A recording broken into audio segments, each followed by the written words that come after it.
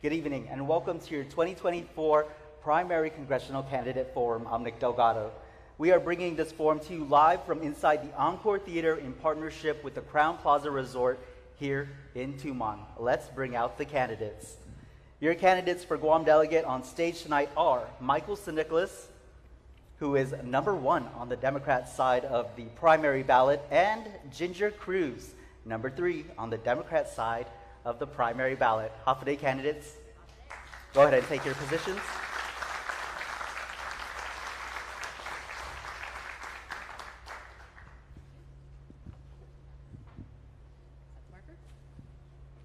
An important note tonight, candidate Amanda Shelton declined to take part in the forum, and incumbent James Moylan is currently on official congressional business.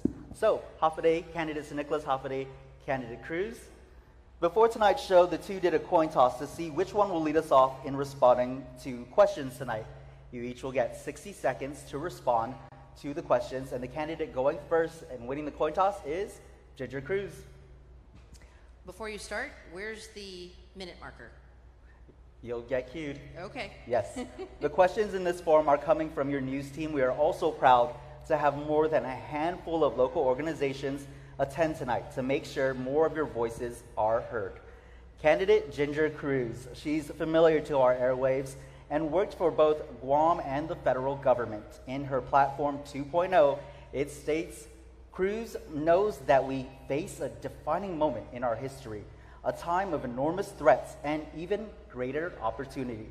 Guam needs a representative in DC who knows Washington and is bold, knowledgeable, creative, and resourceful. Candidate Nicholas. He's worked in this position before, serving as Guam's senator, then congressman. In a campaign message, Nicholas writes, this election doesn't need to be about wondering whether we can elect effective congressional representation, but simply whether we are willing to put politics aside and knowingly do so for the good of Guam. So let's get right to it. Again, each of you will have 60 seconds to respond to tonight's question. And again, we'll start with candidate Cruz. You'll see the timer down there. You will also hear, for our in-house audience here, a buzzer go off. So that will be your cue as well, that your time has run out. Okay, and it's 30 seconds and? It is 60, you'll get 30 seconds, heads up. You don't get a 10-second? No. No. We're supposed to get a 10-second. You got this. Can you give us a 10-second? Like wave a hand when you get 10? Okay. Because usually in debates, that's the important one, is the 10. I love the enthusiasm. Right. You can never take the TV out of a woman here, but thank you, candidate Cruz, for your suggestions. Question number 1. Sure. Given the current political landscape in the United States, characterized by deep polarization and partisan divides, how do you plan to effectively effectuate change and advocate for resources for our island as Guam's non-voting congressional delegate? Thank you very much. Well, first of all, it's important to not think of our status as a non-voting delegate as a barrier, because Guam has a unique status. Guam can actually transcend so many different things precisely because we're not a state. And what we need to do is use it as an advantage. Because one of the things we can do as the only representative in Washington, D.C. for the people of Guam is to advocate for our people to Republican, to Democrat, to caucuses, to groups that can help us get what we need in Washington, D.C. And so I think just by being Guam and just by having issues that can bring all of the different parties together, I think that in itself is going to set an example for what civil politics needs to be. And watching the people in the United States and the horrible things that have happened in the past couple of days, that is not something that we want on Guam. We have enough Amaulik on Guam. We have a way of dealing with things that is best for the people of Guam, and that is what needs to be carried into Washington, D.C. Thank you. Thank you, candidate Cruz. Candidate Nicholas, your response, 60 seconds. Could you please repeat the question real quick? Sure. Given the current political landscape in the United States, characterized by deep polarization and partisan divides, how do you plan to effectively effectuate change and advocate for resources for our island as Guam's non-voting congressional delegate? Thank you for the question, Nick. The partisanship and the polarization is actually nothing new in the Congress. I was there during my time while we were in Congress. In fact, when I first got elected as your congressman in the 116th Congress, we had a Democrat majority and a Republican Senate. In my second term serving you in the 117th Congress, we had a Democrat majority and a Democrat Senate. But Donald Trump was president during my first term, and President Biden was president during my second term. And so when we have these partisanship divides, they're not something new necessarily that we need to come up with new solutions for. What we need to do is we need to make sure that when we're communicating with all parties, whether they're Democrat or Republican, that we're coming to the table as honest brokers. We need to make sure that what we're saying is exactly what we mean. We can't be talking out of two sides of our mouth, and we need to make sure that when we talk about the issues, we're putting all the issues on the table, not just our issues. Because when Guam begins to talk about all the issues that affect the country with respect to our issues, that's when the entire country pays attention. Thank you. Thank you for that response. All right, this next question will start with candidate Sir Nicholas. What steps will you take to address the high cost of living on Guam, including the high prices of goods and services? Well, the high price of goods and services is a problem that we're facing on our island. It's also a problem that we're facing across the country. And in order for us to be able to address that, we need to make sure that we have various sources of goods coming into our island. We need to address the different impacts that affect the cost of goods, from shipping to where we're sourcing those goods from in particular markets. You know, when we get bananas from Mexico, of course, the shipping of those bananas from Mexico is going to impact the price that we pay for that. When we have wonderful produce just to the south of us with our neighbors in the Federated States of Micronesia, literally having bananas falling off the trees. So we need to engage more partnerships with our brothers and sisters. We need to look for new markets in Asia to be able to bring those goods in and get around the Jones Act issue. And then we need to find creative solutions, and we have a number of them, to be able to make the Jones Act not so much of a problem when it comes to the prices that we're paying for goods and services here on island. Thank you. Thank you. Candidate Cruz? So the way that I'm looking at it is, one of the things Guam can be doing, if the Washington, D.C. is saying that we are America in Asia, we need to leverage that and turn Guam into a transshipment hub, where instead of dividing the Pacific Ocean so that the different Pacific islands are not able to trade with each other, in order to turn to the east and get more of the goods and services, actually turn to the west, from Asia into Guam, just as we saw the prices drop when Don Don Donki opened, we need to turn Guam into that transshipment hub. We need to lower the cost of airfare, lower the cost of shipping through the resourcefulness of the maritime strategy that is being redone in the Congress. Because actually the Jones Act doesn't apply to Guam. There are ways to get ships coming in from Asia, and that is what lowers cost. But in order to do both things, to lower the cost and to bring more opportunity to Guam, we need to look to Asia and encourage more trade to bring in greater amounts of goods so that the costs for our people on the island can go down. Thank you. Thank you. Next question, we'll start with you again, Candidate Cruz. What measures will you take to combat the rising drug problem on Guam, including the trafficking and use of meth and fentanyl? So I think it's absolutely abhorrent that we are not able to stop drugs that are coming in through the domestic mail service here in Guam. Did you know that right now, if you talk to the customs folks, that they can go through the international mail that comes in, but actually the causes of fentanyl and all of these other pills that are coming into the island most often come in through the domestic mail? And why is that? How is the federal government not providing us with a technology which is already readily available to put sniffers to ensure that when any drugs come through the U.S. Postal Service, we are able to stop that? We also need to get smart city technology so that we can put a barrier around Guam, and get smart port technology so that we can interdict the drugs. Because we're an island. We've got a barrier natural around us, that's the ocean. So if we can stop the drugs from coming in, that is going to be the critical first step. It may take us a while to do it, but in the federal government, I absolutely can see a clear path to getting that done. Thank you. Thank you. Candidate Sir Nicholas? We need more tangible solutions to this very real problem here in our community. And one of the most tangible things that we can all put our finger on is the fact that we don't have enough federal personnel here on the island, particularly FBI agents. You know, one of the things that I had to deal with when I came back home was I had a family member that was dealing with a crime that would involve the federal government to be able to look into, because it was an interstate crime. And when I went down to the FBI office to try and engage them, there was a sign on the door that said, "Call this number and we'll be able to help you." Well, I tried calling the number, and it rang for 30 minutes before somebody finally picked up, and it was a number in the States. And I said, man, if our own people can't get help, or if they're having to go through this process to be able to report a crime, how much more to be able to get the boots on the ground to be able to go after and enforce the laws that we need enforced here on our island? So first and foremost, a tangible solution. We got to engage with the Federal Bureau of Investigation, tell them what our problem is, get more agents here on the ground, because that's going to definitely beef up the enforcement and take these drugs off the street. Thank you. Candace Nicholas, this next question will start with you. What measures will you support to enhance cybersecurity and protect Guam's critical infrastructure from cyber threats?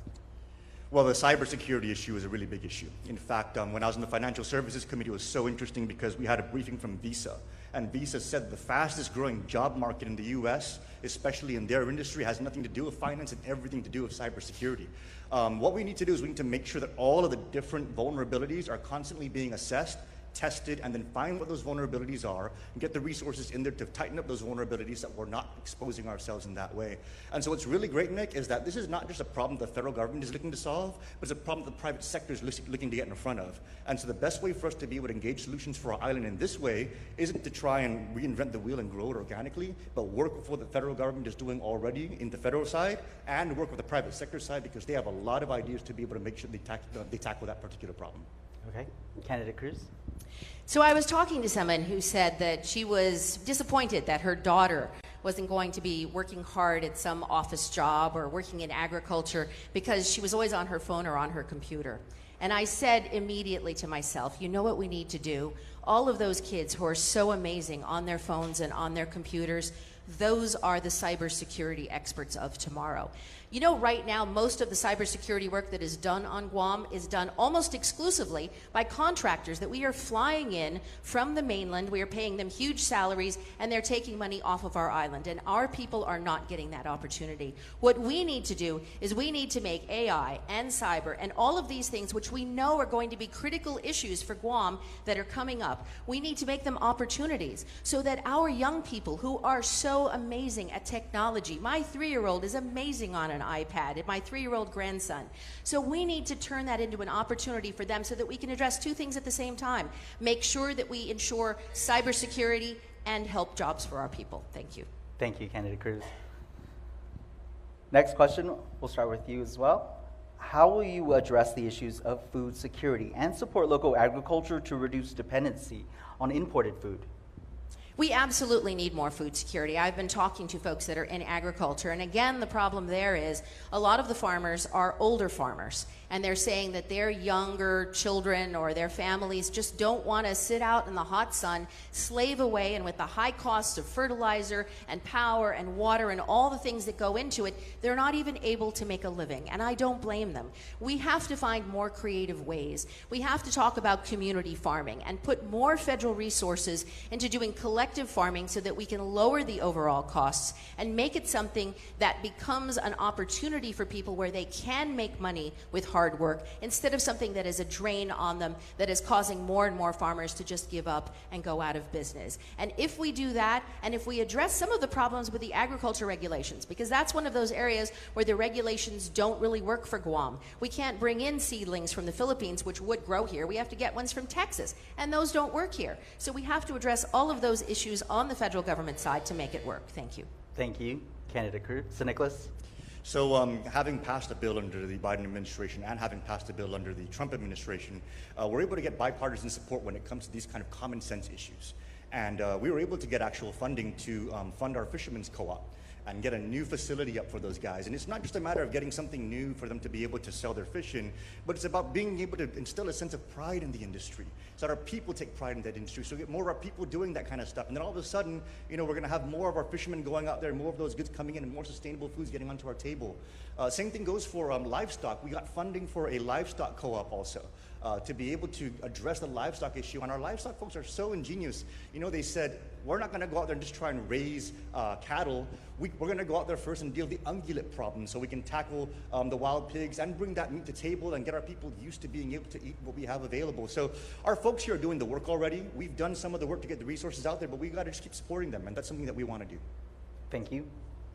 Candidates Nicholas, this next question we'll start with you. What initiatives will you propose to improve mental health services and address the mental health crisis on island? That is an issue that is not only a very dire issue today, but it's going to get worse, folks. As we deal with the drug problem here on our island and the price of drugs being as low as it is, as we tighten that up with the solutions we're talking about with you here today, that price of drugs is going to go higher. It's going to create an even greater mental health crisis here on our island. As the price becomes less affordable, people go out and steal more, addicts become more desperate. And so, dealing with that's going to require an all-of-government solution. Of course, federally, we're going to go after every grant that we can possibly help identify our local government for. We'll go ahead and work for whatever funding we can get into different community project fundings. But in the end, we're going to have to all come together, federal, local, governor, congressman, and be not only tackling this problem now, but being aware of how much worse it's going to get when we start getting better at enforcing the drug problem. Thank you. Candidate Cruz? Thank you. We've got a fantastic nursing program at GCC and at the University of Guam, and we have to expand that because, again, it is about jobs and opportunity. This is an incredible opportunity for us to take our young people, train them so that we can have more experts here on island who are able to provide those mental health services, which are so needed not only by drug addicts, not only by people that have those problems, but also by our veteran community. That's one of the biggest problems that we have on this island, is that veterans aren't getting the mental health services that they need. They're being made to fly all the way to Hawaii to get those services or do it on Zoom. Who gets mental health services on Zoom? That is an absolute travesty. We have to fix that. And we do that by harnessing more people trained to provide those types of services to our people, because that is our responsibility. Government has to take care of the mental health of the people of Guam. That is something that I would fight for very hard in Congress. Thank you. All right, Candidate Cruz, we'll start with you for this next question. How will you ensure that the voices and concerns of Guam's Indigenous Chamorro people are heard and addressed in federal policymaking? Well, so one of the things in my platform that you'll see online if you've checked it out at gingercruz.com is there is a regular pattern which really needs to be established to build a vision for Guam. And in order to do that, it's not just about the congressperson, and it's not just about the congressperson's immediate staff. It is about harnessing the knowledge that exists across this island, from the public sector to the indigenous rights groups to all of the civic groups. You have questions and you have answers. And the more you listen, the more easy it is for us to come up with solutions and things that we want to fight for in a vision for the people of Guam. I would open a dialogue and a conversation, have regular quarterly meetings, and have them help me put together an agenda to ensure that whether it's 2 years or whether it outlasts any single delegate, that we start to build a vision for what we want to honor and to include the thoughts and the wishes of the indigenous people of Guam. Thank you. Thank you. Candidates Nicholas. Could you repeat the question, because I know it's about our indigenous Sure. people. I want to get it absolutely right. How will you ensure that the voices and concerns of Guam's Indigenous Chamorro people are heard and addressed in federal policymaking?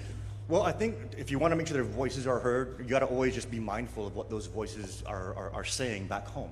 And when you're addressing issues in the Congress, you got to do so with a memory of what those voices have said in the past.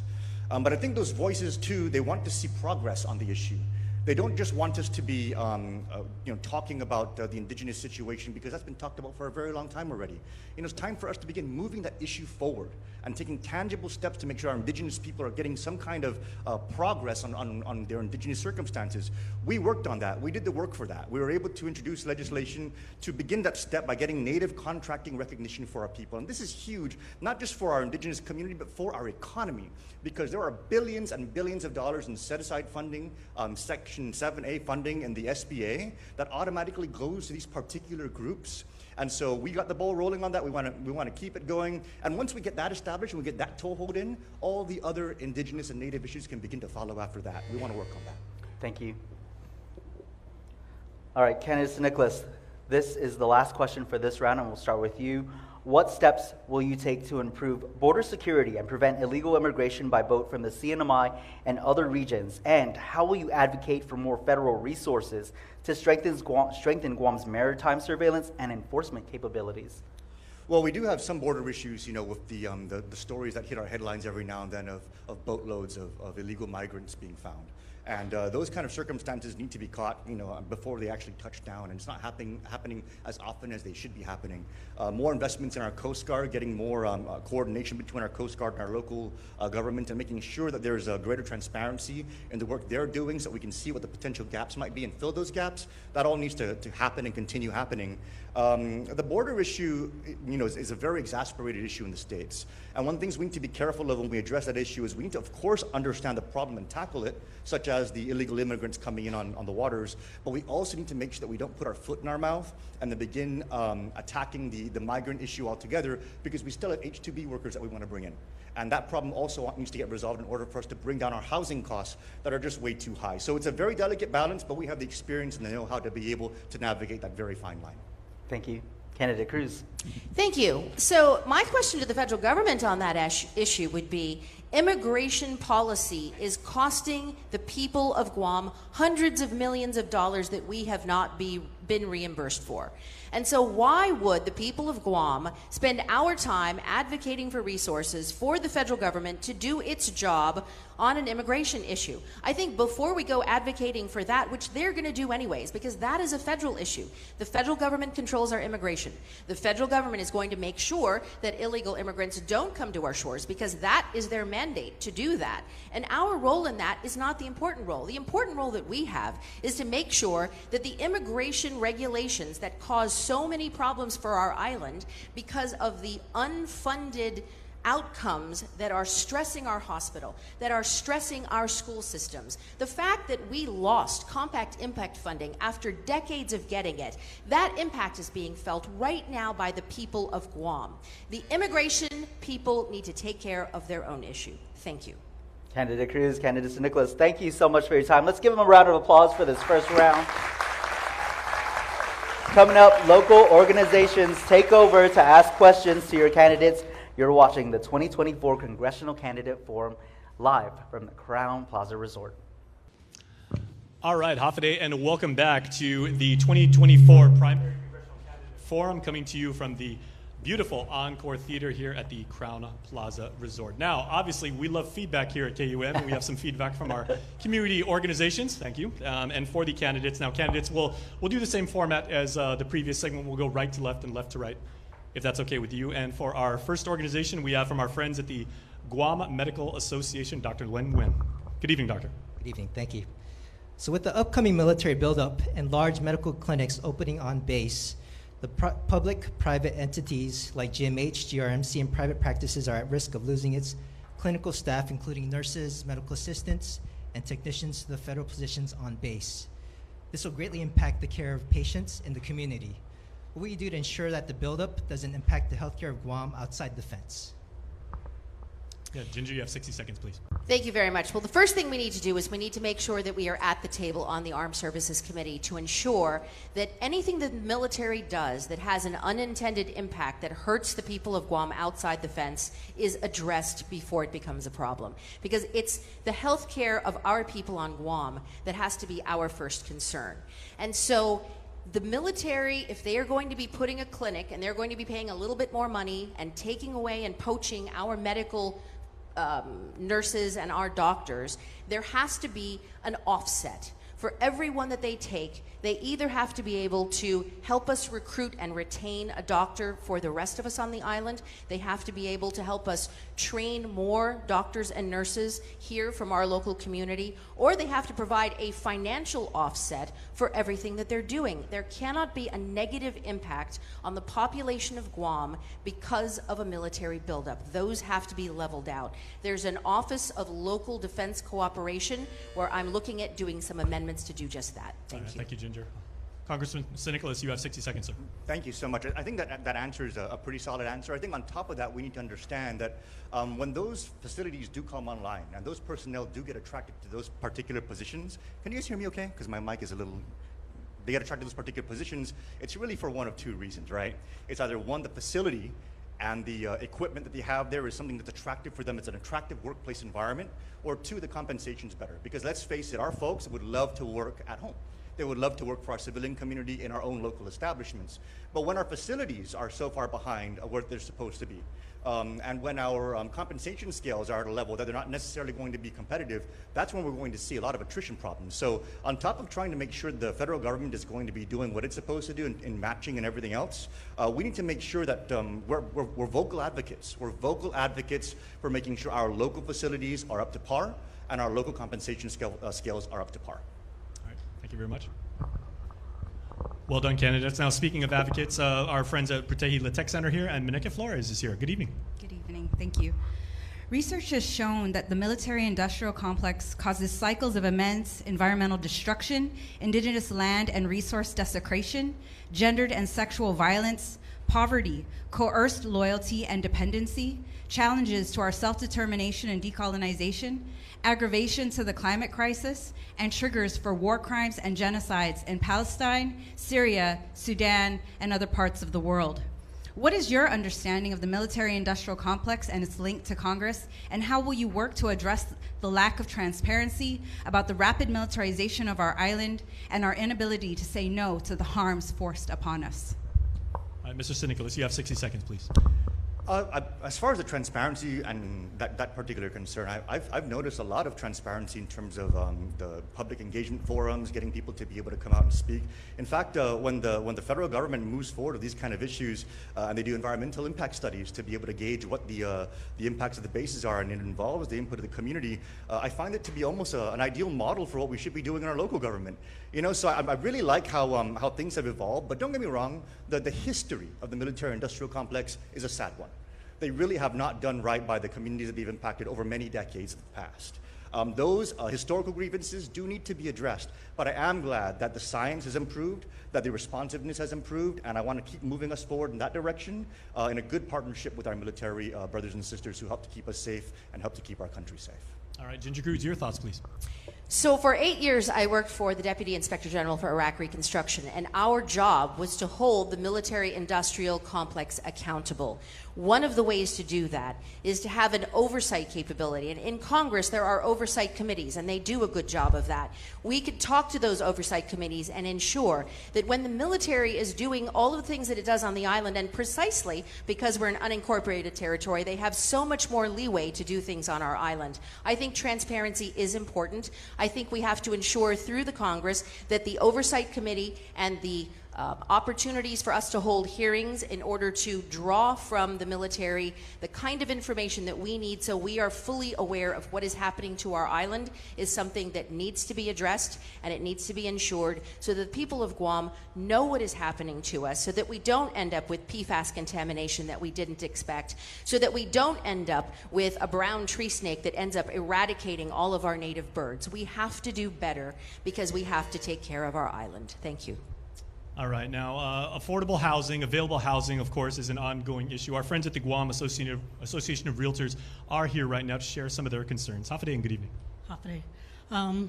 With the ongoing military buildup on Guam, there have been both positive and negative impacts on the island's real estate market. How do you plan to address the challenges and the opportunities this presents, particularly in terms of housing affordability for local residents and infrastructure demands on the island? All right, Ginger Cruz, 60 seconds, please. Thank you. So first of all, we need to get the military to be held accountable for the impact that they are causing in making the amount of housing availability to shrink, which is causing it to increase the prices, and then our local families can't find housing because military contractors are buying up houses, cutting them into apartments, and shoving all of their contractors in there. We need to stop that. So if we put provisions in contracts, and we do that through the Congress, we can ensure, again, that there are offsets. So that does two things. It gives us the financial backing to be able to address some of those things, and it also causes a chilling effect, and it causes the military to make sure that they're going to find housing for the people that they're going to bring to the island so it doesn't displace our people. In addition, we have to bring down the cost of housing. The Congress is already looking, and I am sure they're going to do this in the next session, at ways to finance more infrastructure so that we can build more housing and incentivize investments so that we can make more affordable housing for the people of Guam. Thank you. Mike St. Nicholas, what say you on the topic of housing? Thank you, Jason. Thank you to our GAR friends for the question. Yeah, the military absolutely does impact our housing markets. There are a whole lot of other variables that impact our housing markets. In the end, it comes to a supply and demand problem.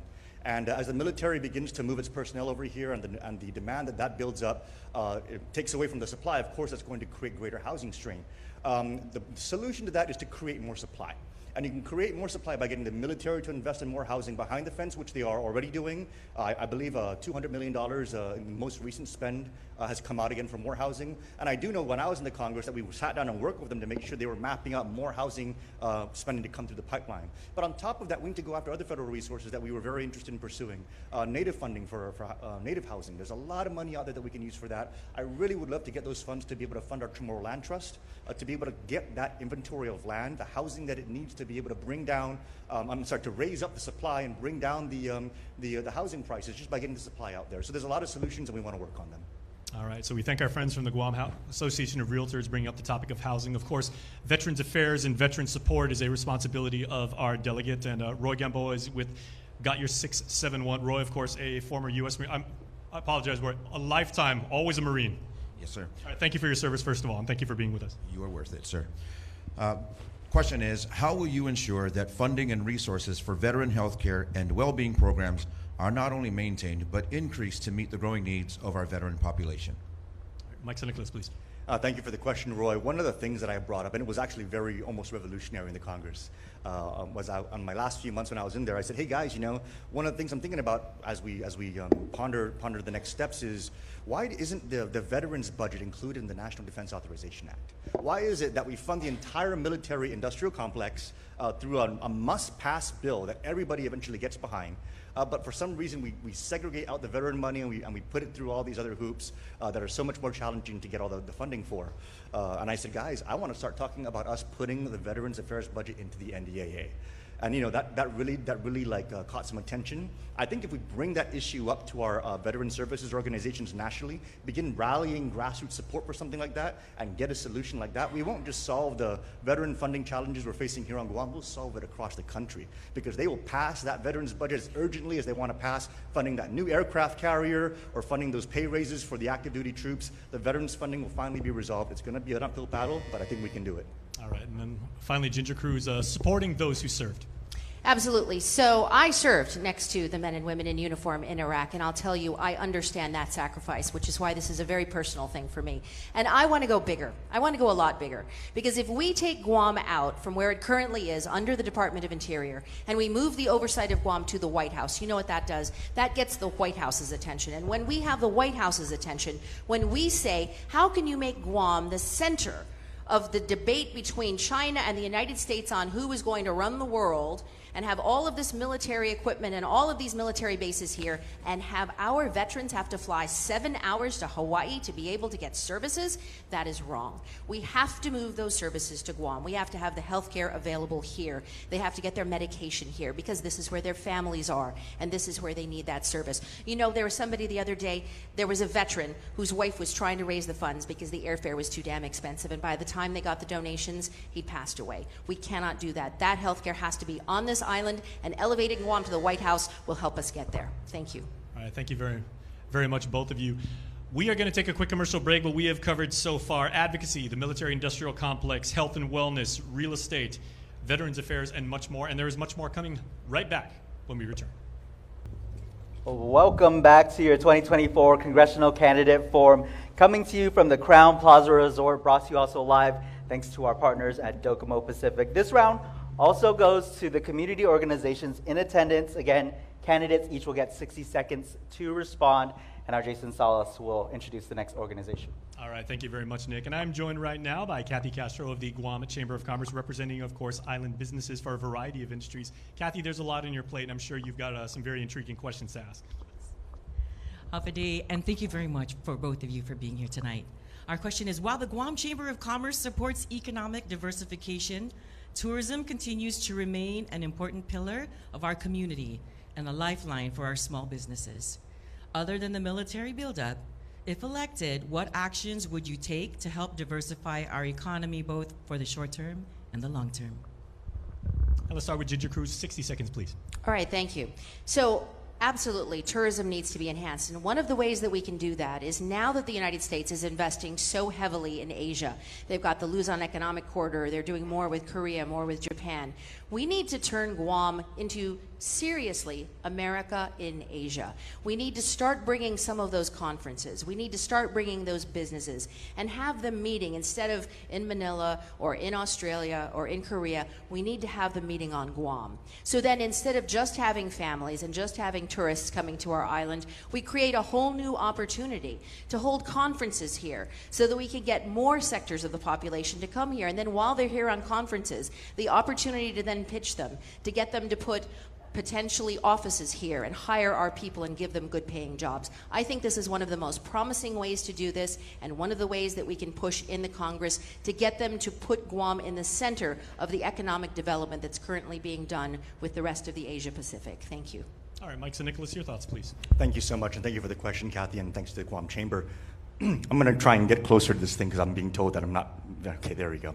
So first and foremost, on the short-term outlook, we passed something in the Guam legislature when I was a senator to create a tax credit for the repatriation of US dollars back into the United States, but channeling that repatriation through Guam. What that would do is if we were to do that and give a qualifying certificate and abate maybe 75% of the corporate income taxes, those $20 billion that normally would be taxed at 37% will get taxed at a fraction of that, 1/4 of that, which we could keep here. We're talking about hundreds of millions of dollars that would still save those companies billions of dollars and allow for those dollars to be repatriated back into the US.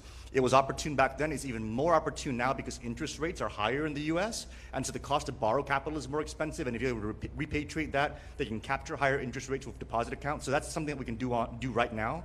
On the long term, we want to keep working the financial services angle. We want to bring those financial services houses back here to Guam, make them close their deals here, capture the tax revenue here. All right, thank you very much. All right, well done. Okay, well, ladies and gentlemen, Pride Month, of course, just concluded a couple weeks ago, but the need to educate, to integrate, to advocate, of course, continues. Roquin Shanko is with Equality Guam. Very good to have you. Hafade. Hafade, thank you for having us.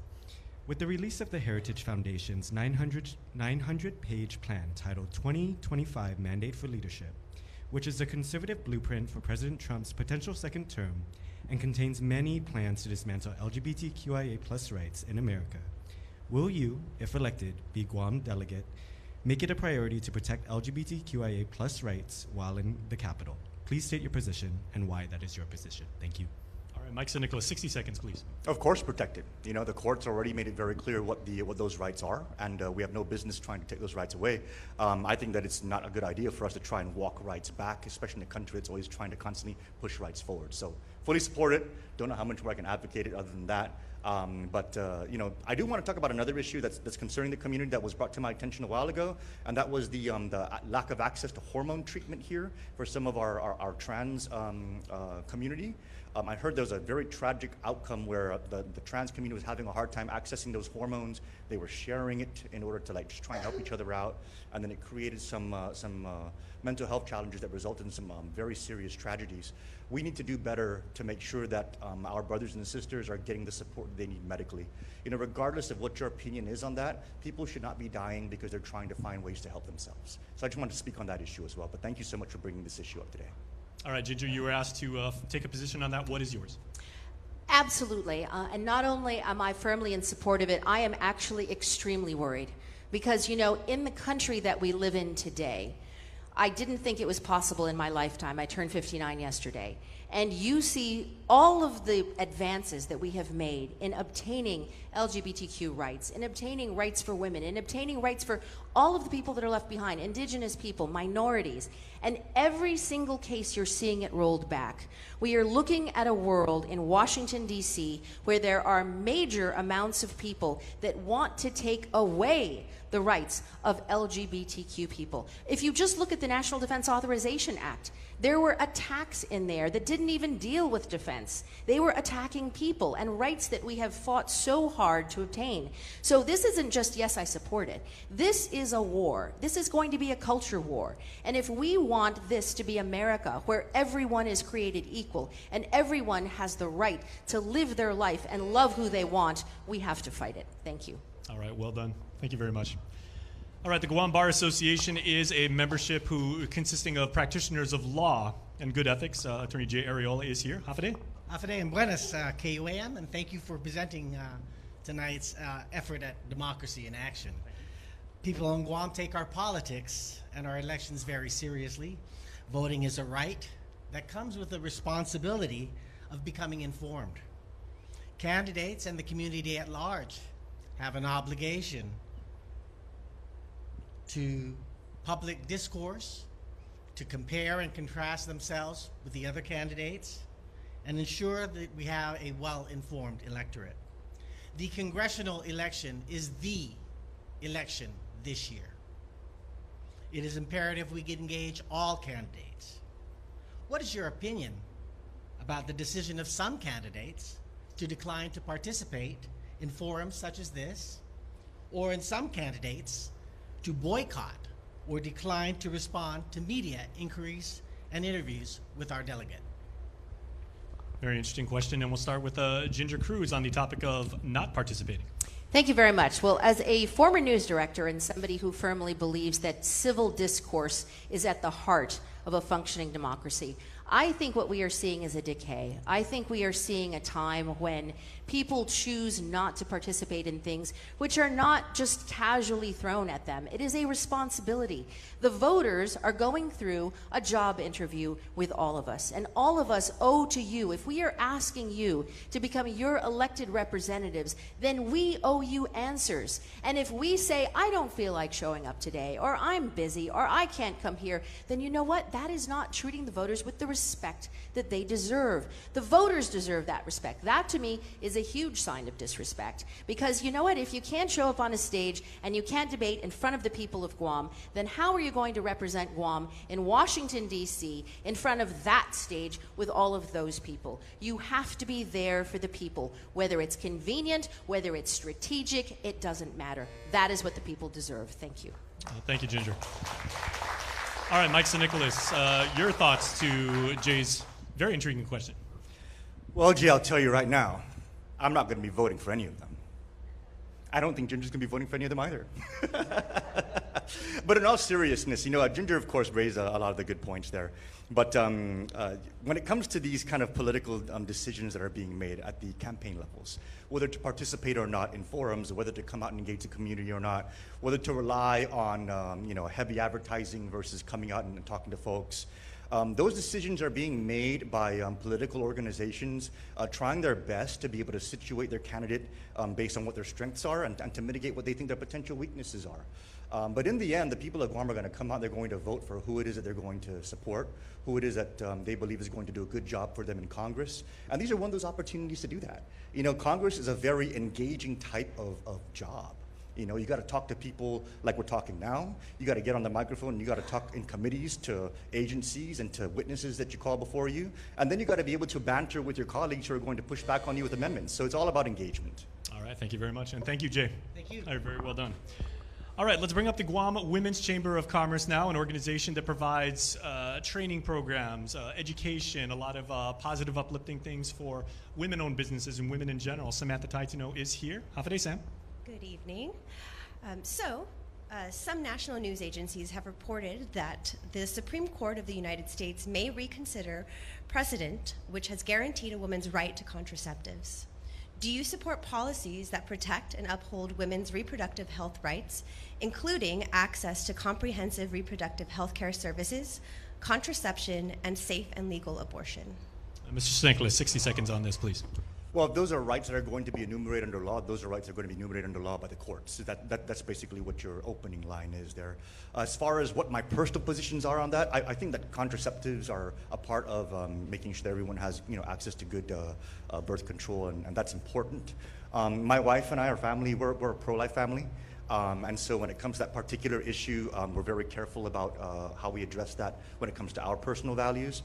But as far as whether or not the courts are going to define what that particular reproductive health care is going to look like, that's something that I think is very necessary, because our community right now is kind of in limbo with the courts turning over Roe v. Wade. They basically said that it was not supposed to be a court decision, it's supposed to be a state decision. And here on Guam, we haven't even addressed that issue yet. And so I think that locally we need to get more engagement going on that. I think a referendum would be a really great start for our people, get a handle on where everyone stands on that particular question, and then from here, as public advocates, get behind what our people decide. All right, let's now give a minute to Ginger Cruz on the topic of reproductive health. Thank you very much. So The Handmaid's Tale, how many of you watched that? I just fear what is happening to our country, and here is why. I absolutely believe in the sanctity of life, but I also believe that a group of people that are not doctors, that are not women, who legislate things that are going to make decisions to save a woman's life not possible because of some reason that the law finds that it wants to involve itself. I think that is not where our country needs to be. My entire life, a woman and her doctor have been able to make the decisions that are the best for her life. Absolutely. For all of the pro-life groups, advocate for that. Talk to your family and friends. Nurture them. Adopt children that are out there, but under no circumstances is some group of lawmakers without a huge fight from me going to tell women what we can do with our bodies in every single circumstance, because that is dangerous, because then we lose the right to contraception, then we lose the right to IVF, and all of these things are going to place us into this dystopian nightmare, so we have to fight. Thank you, Ginger. And thank you, Sam. Okay, so we've talked with a lot of different groups here, a lot of experienced veteran members, tenured members across industry. Another group is the youth and the people that, the young adults who will be going to the polls for the very first time. They may be standing on this stage in a few years, seeking public office themselves. So we have our Spark ambassadors who are amazing voices for their generation. So Hafide, thanks for being with us. Thank you. So Guam faces challenges with infrastructure development, particularly related to transportation and school campus maintenance. And recently, there's been lots of commotion around the island regarding public school campuses deteriorating, being infested, and simply being outdated. So what federal initiatives or funding opportunities will you pursue to improve infrastructure for the youth and the people of the island? Thank you. Ginger Cruz, infrastructure, please. Thank you very much. Well, on that specific issue of infrastructure for our schools, there's, I think, about $80 million that still sits in account that can be used to fix those schools, and it's not being used. You know why? It's the same problem that was there 20, 30 years ago when I worked down at Adelup for both a Republican and a Democrat administration. It's a broken procurement system. A broken procurement system is stopping so much of what is happening on this island. It is affecting our schools. It is causing an entire group of high school students to lose their future because they have to double up on their sessions and they're not getting all of the things that a normal teenager would be able to do in these most important formative years of their life. We have to fix the procurement system. There's a group in Boston. They can come out to Guam. I'm going to work my hardest to get the small grant that is needed to bring them out here, embed them in Guam, and in 6 months they will be able to help us to reform that procurement system so that instead of having an excuse, instead of leaving the $80 million in a bank account, we can fix those schools and get our children back where they're learning and back so they can have a future. Mike St. Nicholas, infrastructure, quite literally the scaffolding upon which our community stands. So what are your thoughts on improving that? The procurement system does need to be improved. But I don't think that is the reason why we're having all these problems. I think politics is the reason why we're having all of these problems. And I think that we need to have our people, especially in these positions, and especially if we're going to be seeking these positions, speaking the truth to our community and being brave enough to get out there and talk about these things so that people will get off their butts and stop politicking over children's futures or over our hospital. The money is there. We brought in almost $200 million in pandemic funds that was over 4 years ago now. All this money came into our island, and I was the only one out there fighting for it.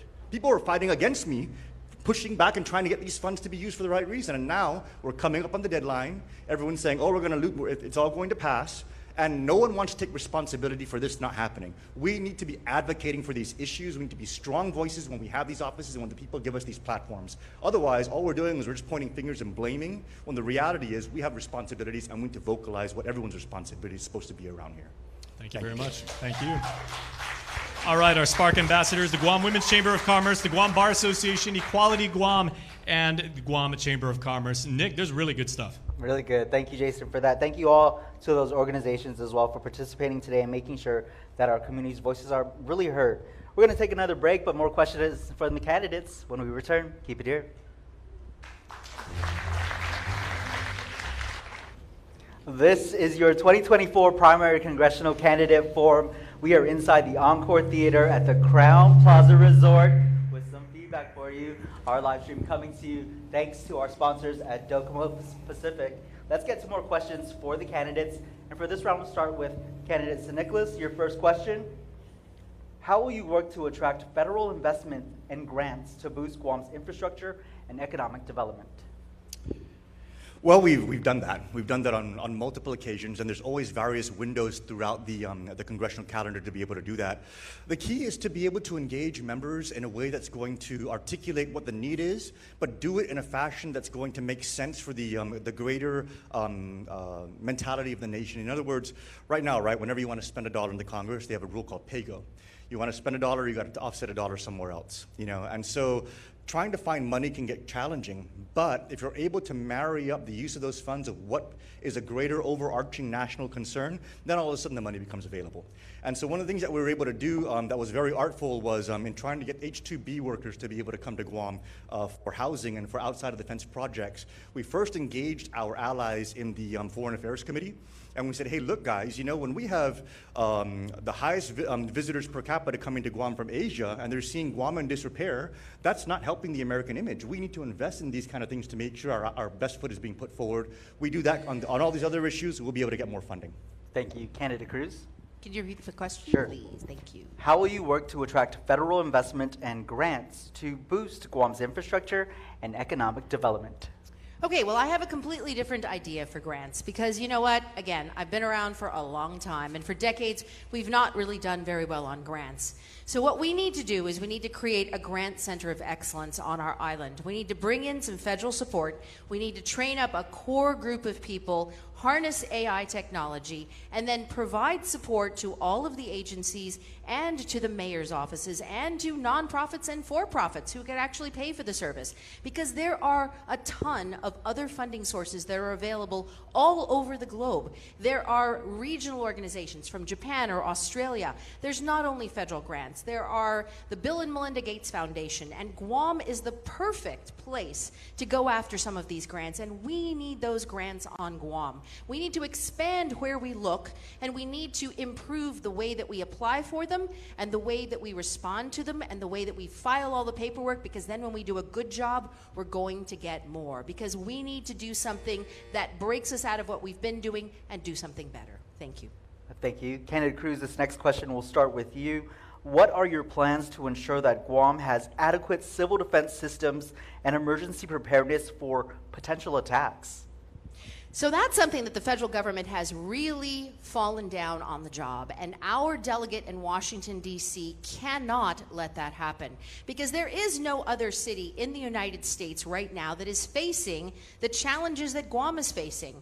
We're not fully comprehending sometimes that there are missiles aimed at Guam right now. There are exercises going on all across Asia, both from North Korea and from China, that are aiming missiles at our island. We have to be prepared. We don't have a regular civil defense office. We shouldn't have a regular National Guard. We should be getting dramatically more resources and support immediately, because if the military is in full strength preparation in order to protect military personnel and military resources, then the people of Guam who ask to be self-governing, we have to make sure that we are protecting the people of Guam over an existential threat. And we have to do better, and we have to get more out of the federal government.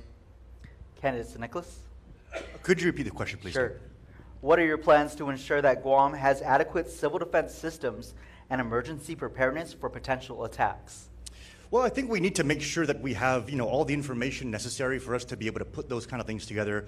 But I think we also need to be realistic with our people. Okay, first of all, Guam is not the only target in the United States. There are targets all over this country that missiles are being aimed at. And so when you're going to be going after resources to protect our island, you need to do it again within the context of what fits within the national framework. If we think that we're going to go out there and we're going to get billions of dollars to put these really huge shelters on Guam, we're fooling our people. That's not going to happen. They didn't do it for New York during the Cold War. They're not going to do it here for Guam. What we need to be doing is making sure we're being honest with our people. So what do we do? What do? We do some of the things that we did when I was in Congress. We go after things that we can go after and make sure they're well-funded and adequate for our community. Things like missile defense that we got funded in our NDAA.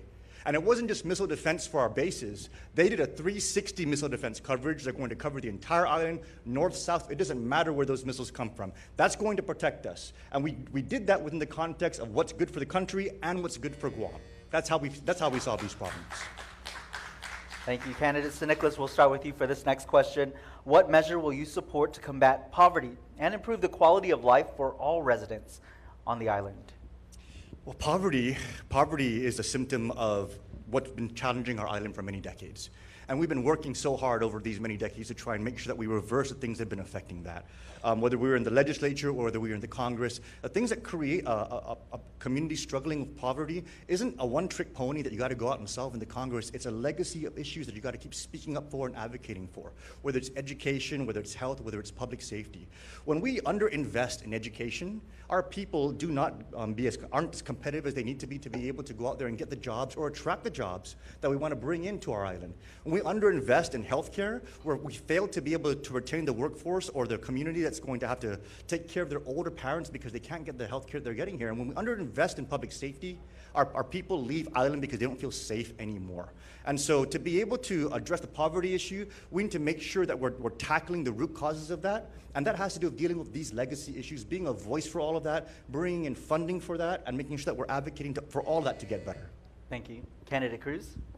The fact that poverty is a huge issue on this island today means that nobody who has been in Congress in the last several years has been able to answer that question or do anything to combat it. It is a problem about thinking differently. We have to break the mold. We can't do the same thing that we've always been doing. We can't just submit requests and wait for the money to come out and then hope that it will be able to take care of the problem. In order to truly address poverty, we have to address the systemic policy issues that Washington, D.C. has put in place that prevent us from being able to truly become a thriving economy where we have enough excess revenues from a burgeoning economy that we are able to build housing for the homeless. We are able to provide support to people who need it. So we don't have immigration from people who we don't have the extra money to take care of, but we're doing it anyways. There are federal policies that are hobbling Guam, that are causing poverty. We need to rise above that and not just handle it like it's an everyday thing in Congress,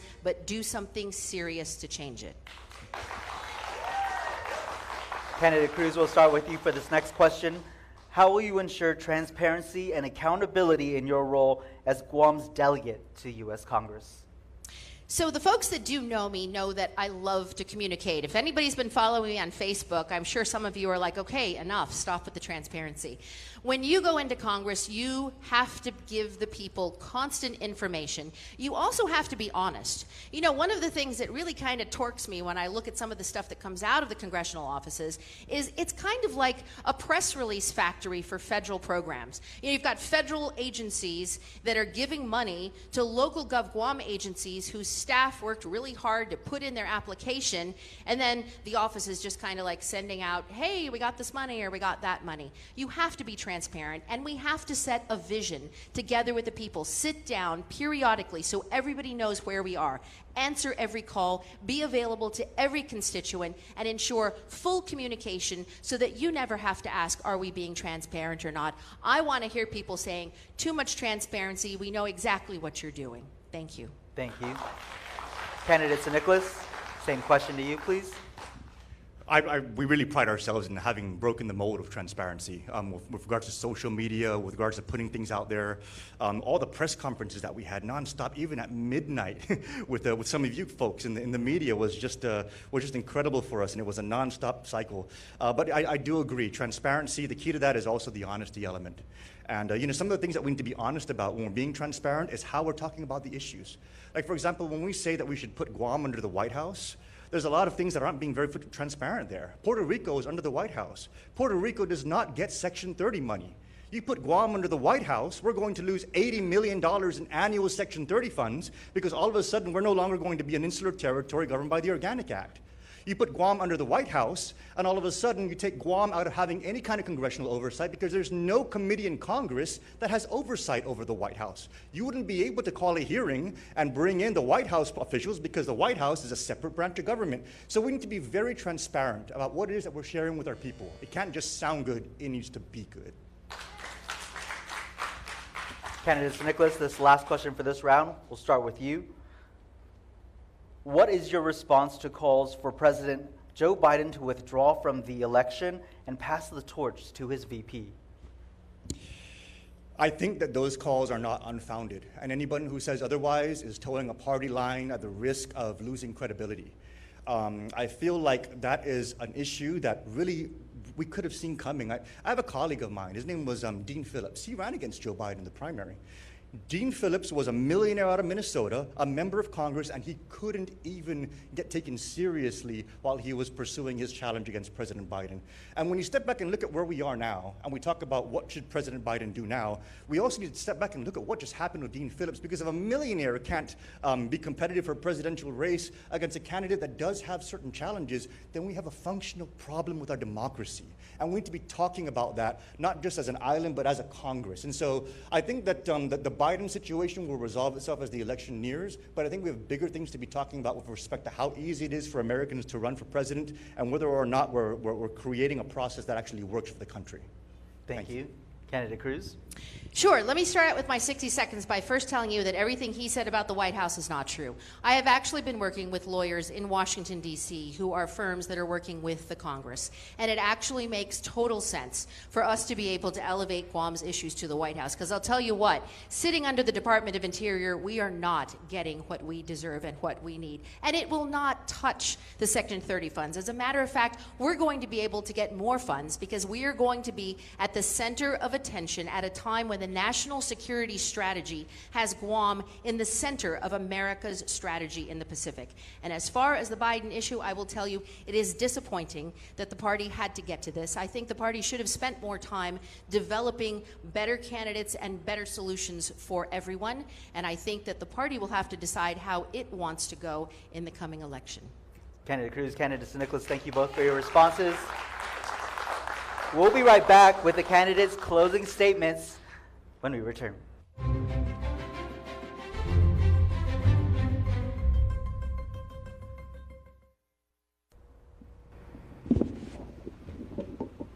You're watching the 2024 Congressional Candidate Forum coming to you from the Crown Plaza Resort in Tumon, also brought to you live thanks to our partners over at Docomo Pacific. So candidates, thank you for taking the questions from both our community organizations and the KUAM News team. Now, we'll start with your 2 minutes for your closing statements. We'll start with Candidate Cruz. Thank you very much, Nick. So, to the people of Guam, we're facing a defining moment in Guam's history. The threats have never been more serious. I see them on a daily basis. I read about them, I get information about it, and it really is concerning. And at the same time, the opportunities have never been greater. But we have not taken advantage of those opportunities, and we've not prepared for those threats properly. And that's because we're doing the same routine that we've always done in Washington, D.C. We're kind of managing it like it's just the inbox, and we need to do all the things that we're supposed to do, but we're not looking at the bigger picture. We need to aim higher, we need to do more, because you know what? If it was done by anybody in the last 6 years, we wouldn't have the suffering that we're having on our island right now. We would not have the people going through the challenges that we are. Anybody sitting in this audience, you tell me if you know somebody who has left or is thinking of leaving, somebody who's struggling because of a healthcare problem, somebody who has a problem because the infrastructure just isn't there, the hospital isn't working, the schools aren't functioning, and all of that has a tracer back to a federal policy that is holding us back. We need to do more. We have to break out of the mold and try something bold. And when I try to break out and do something bold, people are going to say, you can't do that. And you know what I'm going to say? We absolutely can, because I have a plan, I have a vision. I know that we can collaborate with the private sector, with the public sector on Guam. I know that there are people in Washington that we can enlist to help us put our experts with them and come up with those solutions. I have 40 years of experience. You can look at it all. It's online. You can watch me testify on the Hill. You can watch and read what I've written. And I am saying to you that I love this island. I am a fighter. I have very different ideas for what we can do to break out of the mold. And if you want change in DC, if you want somebody to be that agent of change, then I ask you for the opportunity. Give me a chance, give me your vote, and I promise I won't let you down. Thank you, Candidate Cruz. Candidate Nicholas, your closing. Thank you so much, Nick, and thank you all to the members of the audience and to the listening audience at home and the organizers for putting this together. I want to thank Ginger and ask another round of applause for Ginger Cruz, please. She's here. Ginger's here. I really wish that the other two candidates would have been here as well. This kind of engagement and being able to get us to answer these questions, it isn't just about contrasting each other, but it's about also making sure that our blades are still sharp. And so I wanted to thank all of you as well for your questions, and Nick, you guys for your questions, because it just helps me to make sure that the reasons why we're doing this and the solutions that we're talking about and what we want to bring to the table, are as fine-tuned as they possibly can be if the people will give us a chance to serve you in the Congress again. And, we would really love to have that opportunity to do that. When I first ran for Congress, we didn't have these. We did not have these forums back in 2018 when I was running against Madeline Burdali. We didn't have a single one. And there weren't any for many years before that. And there was a reason for that. It was because while the Congress position can, pursue some big picture issues like the military buildup, there was a lot of doubt as to whether or not the congressional office could actually be an agent of change. Before I ran for this office, there was a doubt about whether or not the congressional office could actually be the bully pulpit, to be able to stand up and speak for the people when there's silence everywhere. Before we ran for this office, the people of Guam, they voted for their member of Congress, but they didn't have these kind of engagements. We have them now. We have them because we've proven that this office is able to do so many great things for our island and our people. We did so many things for Guam that we have listed in our platform that we share with the community, and I'd like to share it with you today. From the war claims, to getting Medicaid fixed, to getting COFA Medicaid for our migrants, who, by the way, I think that we should welcome our migrants. We shouldn't blame them for what's going on here on Guam. We should find ways to incorporate them and find ways to help them be a part of the solution, because that's what Guam is. That is who we are. Okay, so let's not divide, let's unite, and let's bring those people to the table and make them be a part of the solution here on Guam.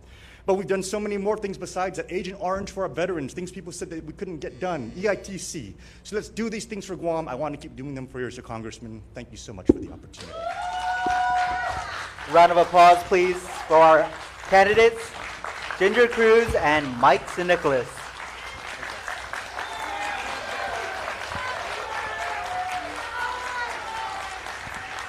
Thank you, candidates, so much for joining us tonight. And remember, early voting is now open, so get to it. Last day to register as well, July 18th. August 3rd is primary race day. Keep it locked to KUAM also for more coverage this election season, because after the primary, we just may do this again. So stay tuned for those dates. We'll see you this Wednesday for our interview with the Hub for your senatorial candidates. And don't forget to check out The Magic of Anthony Reed. Book your tickets for the Magic Show here in the Encore Theater. I'm Nick Delgado. Stay safe, and we'll see you soon.